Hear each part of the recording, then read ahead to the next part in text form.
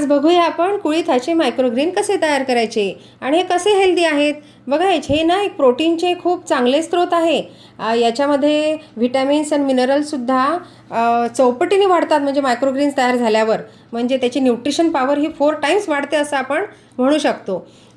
तर याला सरळ मोड येऊ द्यायचं. नंतर असं चाळणीसारखं एक भांडं घ्यायचं, प्लॅस्टिकचं घ्या, कोणत्याही प्रकारच्या चाळणीचा पाण्याचा निचरा होईल असं एक भांडं घ्या. त्याच्यामध्ये कुळीथ टाका, मोड आलेले कुळीथ, आणि वरून माती टाकून त्याच्या मातीतला पालापाचोळा जर मातीमध्ये असेल तर तो काढून टाका, म्हणजे फंगस होणार नाही.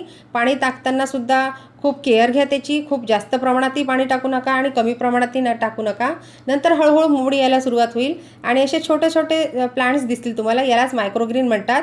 हे मायक्रोग्रीन खूप खाण्यासाठी हेल्दी असतात. म्हणजे 2-4 ग्रॅम जरी तुम्ही खाल्ले तरीसुद्धा भरपूर आपल्याला व्हिटॅमिन्स आणि मिनरलची पूर्तता होते. शिवाय प्रोटीन्स पण मिळतात. शिवाय याच्यामध्ये फायबर्स पण असतात. त्याच्यामुळे हे खाण्यासाठी खूप हेल्दी आहेत. याचा उपयोग आपण कशामध्ये करू शकतो तर सलादामध्ये, थालीपीठामध्ये, पोहा, उपमा किंवा सँडविच